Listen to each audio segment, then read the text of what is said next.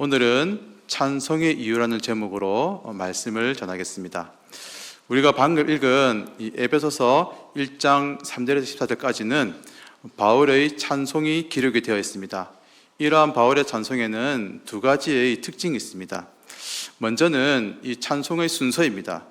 통상 이 바울 서신을 보시면 인사 뒤에 감사와 기도가 나오는데 오늘 에베소서에서는 인사 뒤에 바로 찬송이 나오고 있습니다. 또 하나는 길이입니다. 이 찬송은 202개의 하나의 그러한 긴 문장으로서 구성된 확장된 찬양인 것입니다. 즉, 이 에베소서 1장에 나오는 이 찬송은 이렇게 인사 뒤에 바로 나오는 찬송이며 또 하나의 긴 문장을 이루어진 특징을 가지고 있다는 것입니다. 그리고 이런 바울의 긴 찬송에는 사실 두 가지의 배경이 들어가 있습니다. 첫 번째 배경은 에베소 성도들이 처한 사회적 문화적인 상황입니다.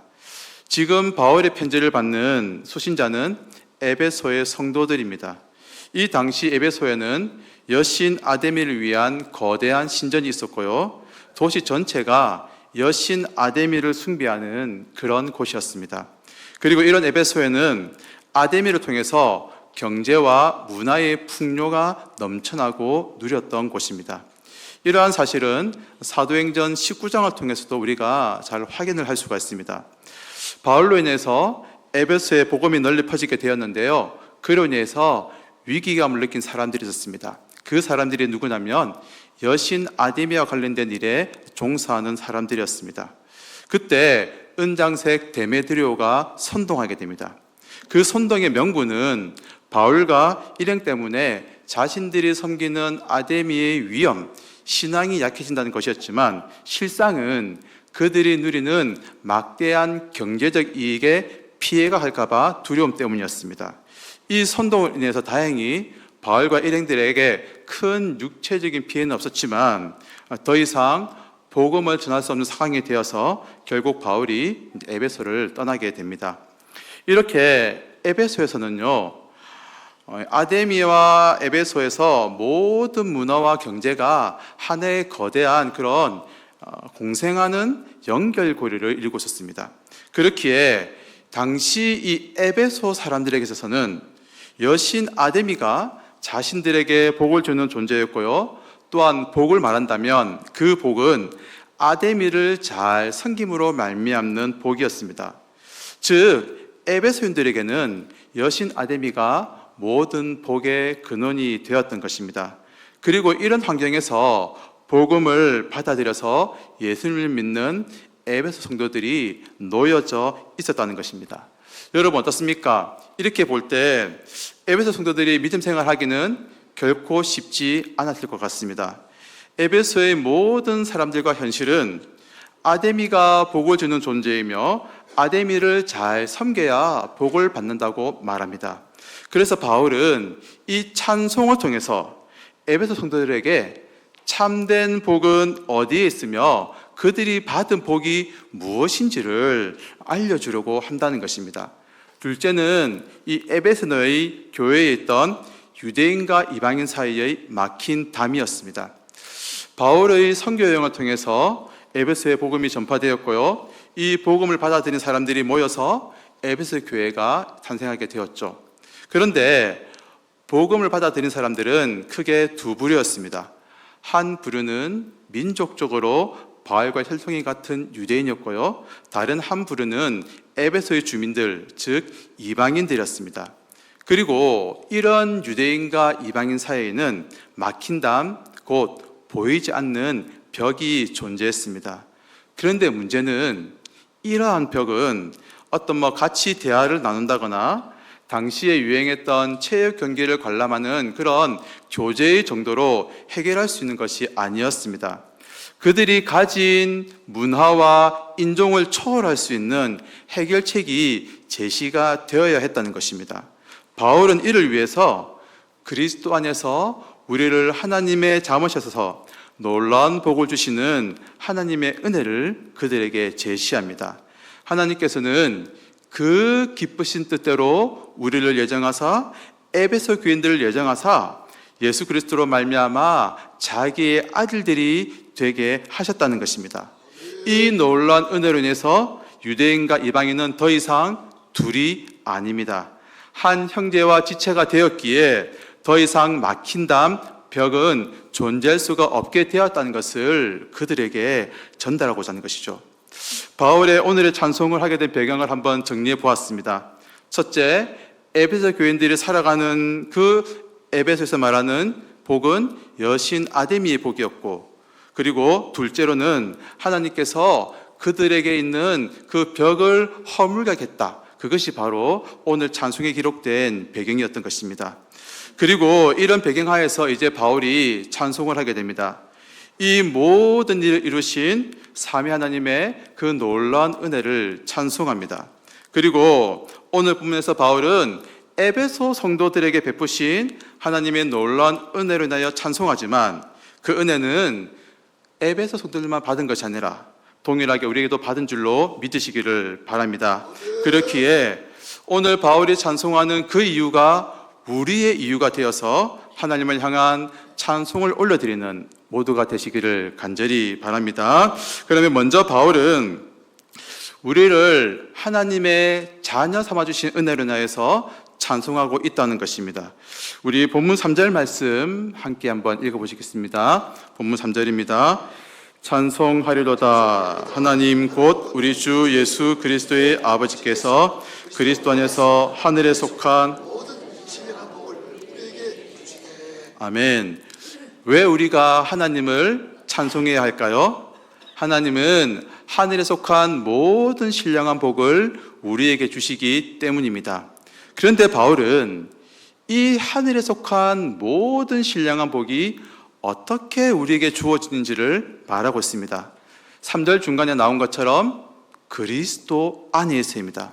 바울은 그리스도 안에서 하늘에 속한 모든 신령한 복이 우리에게 주어졌다고 말합니다. 이렇게 바울이 그리스도 안에서를 넣은 이유는 그리스도의 사역을 강조하기 위해서입니다. 하나님의 모든 은혜는 그리스도 안에서 우리에게 주어지기 때문이죠. 특히나 바울은 이 3절에 나오는 그리스도 안에서라는 원리를 4절과 5절에도 동일하게 적용시키고 있습니다. 먼저 4절을 보실까요? 4절에는 하나님께서 창세전에 우리를 택정하신 하나님의 은혜를 말하는데 이것이 어디에서? 그리스도 안에서 이루어진 일이라고 말합니다. 또 5절을 보실까요? 5절은 우리를 하나님의 자녀 삼으신 은혜인데 이 역시도 예수 그리스도로 말미암아 우리에게 이루어진 일이라고 밝히고 있는 것이죠. 이러한 3절, 4절, 5절의 말씀은 에베소 교인들에게는 어둠 속의 한 줄기 빛이었습니다. 앞서서 바울이 오늘의 찬송을 기록한 배경을 언급하면서 에베소라는 도시와 여신 아데미아의 관계에 대해서 말씀을 드렸습니다. 에베소 성도들은 지금 아데미 여신이 복이 되고 아데미 여신을 주라고 부르는 도시에서 그들이 삶을 살아가고 있습니다. 그런데 알고 보니 하나님께서 그리스도 안에서 자기들에게 복을 주셨고 택하셨고 자기들을 하나님의 자녀 삼으신 것을 확인하게 됩니다. 에베소 성도들에게는 큰 위로와 용기가 되었던 것이죠. 그런데 사실 여러분, 오늘날 우리들에게도 동일한 도전이 놓여져 있습니다. 오늘날 이 세상은 세상이 말하는 물질과 부와 명예를 많이 가진 것이 복이라고 말합니다. 재물이 많아야 복이 있다고 말합니다. 돈이 곧 복이고 복이 곧 돈이라는 인식이 사람들에게 팽배해 있습니다. 그러나 우리는 방금 말씀을 통해서 확인했습니다. 하나님께서는 그리스도 안에서 하늘에 속한 모든 신령한 복과 은혜를 우리에게 주셨음을 굳게 붙드는 모두가 되시기를 바랍니다. 그런데 여기에서 우리가 조금 더 자세히 살펴봐야 할 한 가지가 있습니다. 그것은 다름 아닌 자기 아들됨이라는 양자됨입니다. 바울은 하나님께서 우리를 자기의 아들들로 삼기 위해서 예정하셨다고 말하고 있습니다. 5절에 여러분들 이것이 아들들 나와 있지만 이는 이 양자를 가리킵니다. 바울은 이렇게 하나님의 구속 계획을 설명하기 위해서 당시 문화에 있었던 이 이방의 개념을 차용하고 있습니다. 여러분, 이방으로 한 가정, 한 가문의 양자가 되면 양자에게는 가족의 정식 신분이 주어졌고요, 집안 자산의 상속자가 되었습니다. 그런데 당시는 노예제가 존재하는 시대였고요, 이 노예가 만약 한 집안의 양자가 되면 이는 단순한 신분 상승의 차원이 아니었고요, 한 사람의 운명이 바뀌는 대사건이었습니다. 그리고 바울이 입양, 양자의 개념을 차용한 이유가 바로 여기에 있습니다. 에베소 교인들, 즉 우리가 하나님의 누구로? 양자로 입양되었음을 전달하기 위함입니다.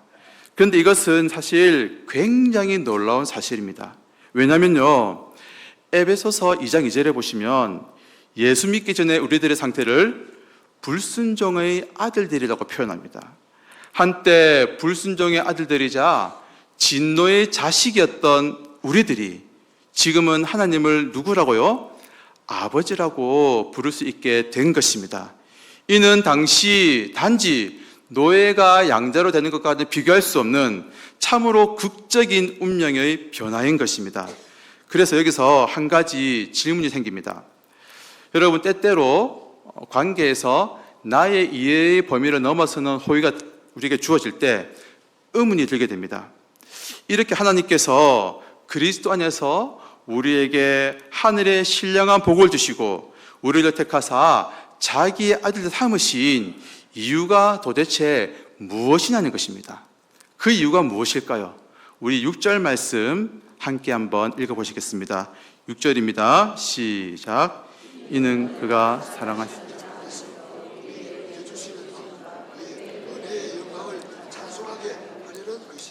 아멘.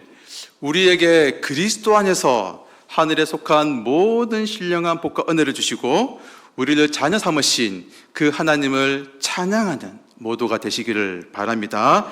다음으로 찬송의 이유 두 번째는 우리가 그리스도 안에서 속량을 받았기 때문이라는 것입니다.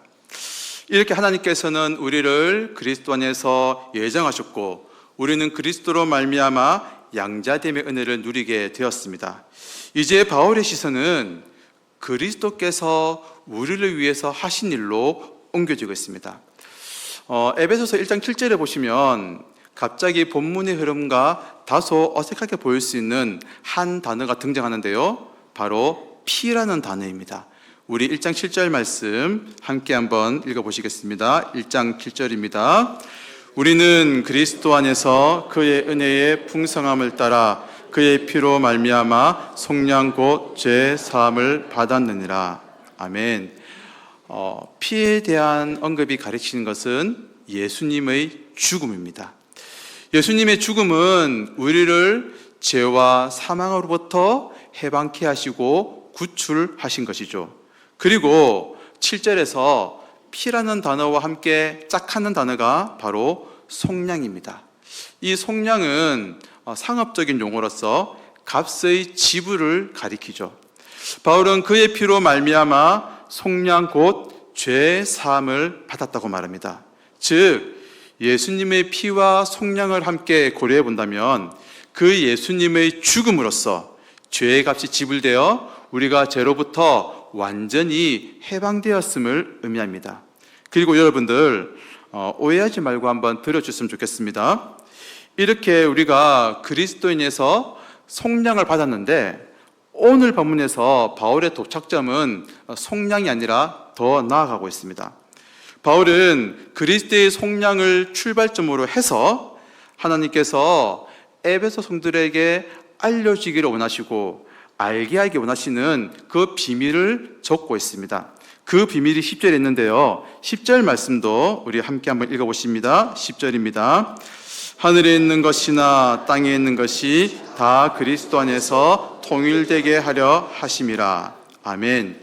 이 비밀의 핵심은 그리스도 안에서 하늘에 있는 것들과 땅에 있는 것들, 곧 모든 만물이 그리스도 안에서 통일이 되는 것입니다. 이것은 창세전에 하나님께서 예정하신 구원의 계획입니다.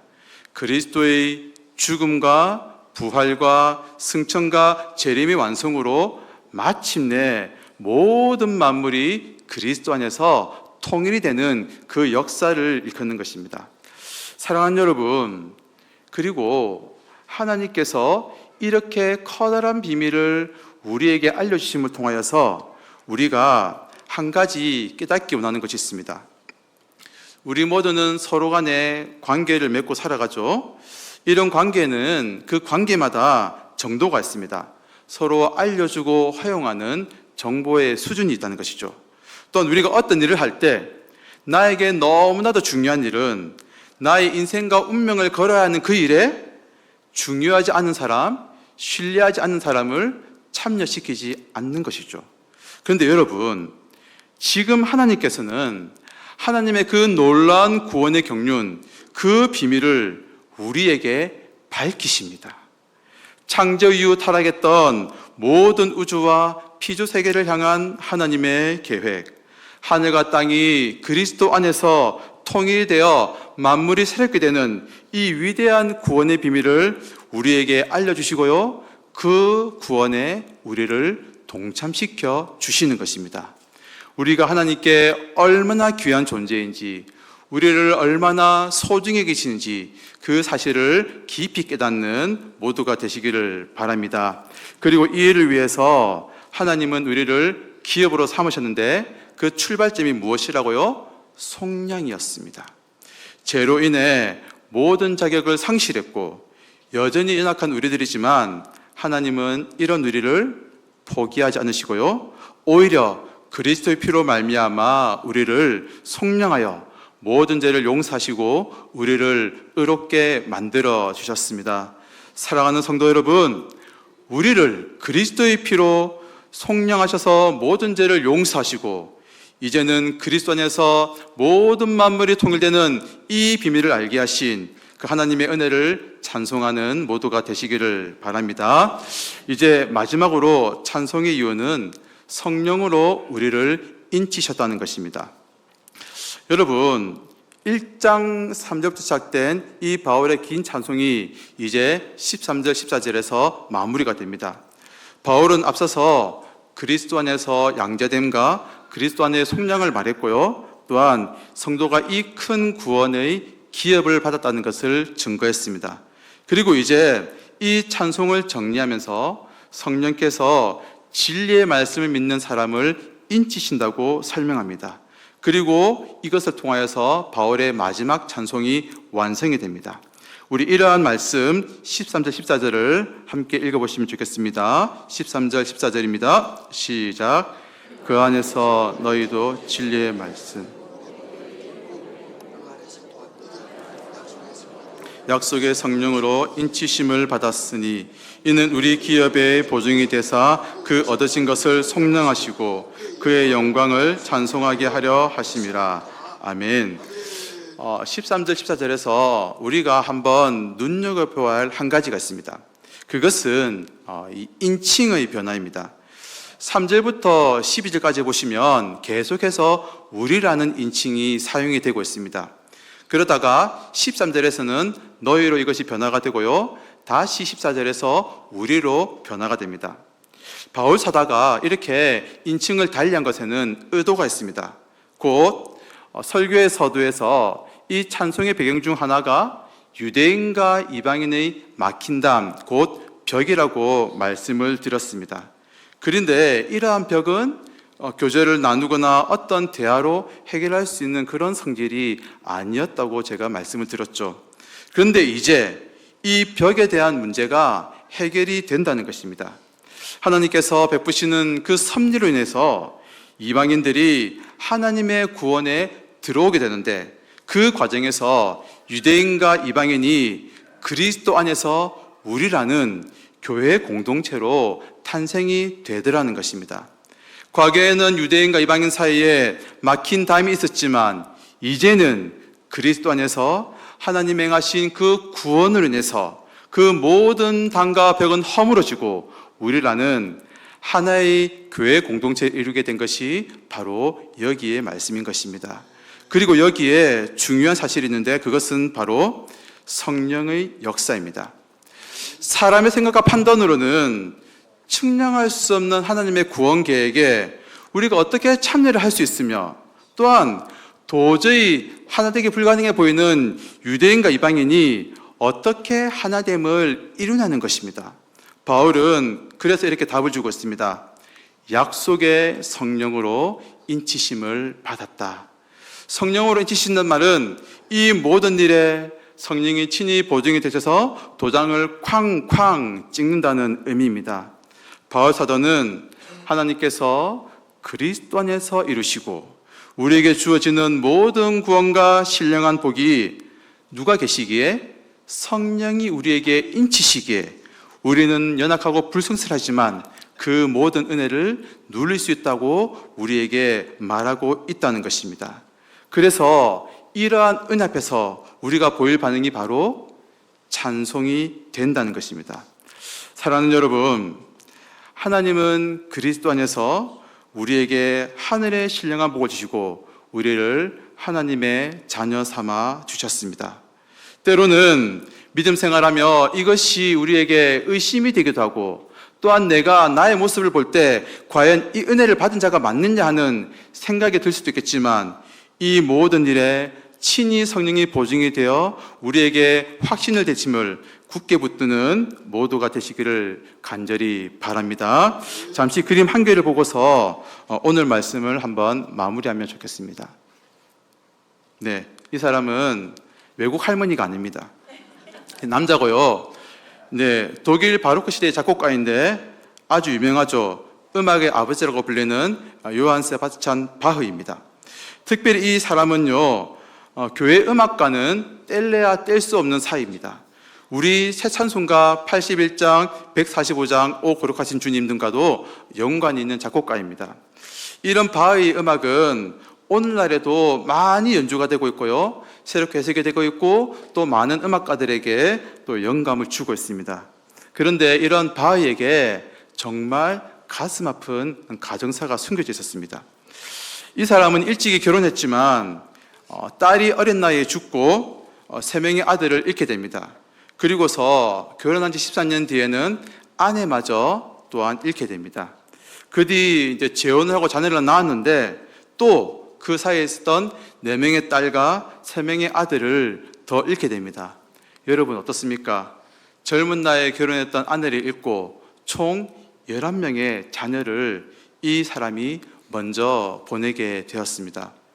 그래서 많은 연구자들은 아니 어떻게 바흐가 이런 극한의 고통을 보내면서 이것을 극복하고서 위대한 음악을 남겼는지에 대해서 많은 사람들이 의문을 가지고 연구를 했습니다. 그런데 세상 사람들은 어떻게 받아들일지 모르겠지만 우리 기독교인들은 그 비밀을 발견할 수가 있었다는 것입니다. 바흐의 모든 작품, 그가 작곡이 끝날 때에는 마치 화가의 직인처럼 남긴 하나의 문구가 있었습니다. 바로 이것입니다. 한번 그림을 띄우시기 바랍니다. 솔리데오 글로리아, 오직 하나님께 영광을. 네, 감사합니다. 바흐의 삶의 모든 순간은 하나님께 영광을 돌리는, 바로 하나님을 찬송하고 찬양하는 삶이었던 것입니다. 그렇게 모든 순간 하나님을 찬양하는 그 찬송으로 인해 그는 가장 어둡고 절망적인 상황을 이겨내면서 한결같이 그에게 주어진 그 음악, 모든 일들을 감당할 수가 있었던 것입니다. 그리고 그의 음악은 오늘도 살아서 우리 기독교인들에게, 많은 사람들에게 감동을 주며 영감을 주고 있는 것입니다. 이제 말씀을 맺겠습니다. 오늘 우리는 찬송의 이유에 대한 말씀을 나누었습니다. 사실 우리 성도가 하나님을 찬송하는 이것이야말로 우리의 존재 목적이며 우리가 이 땅을 살아가는 원동력이 되는 줄로 믿습니다.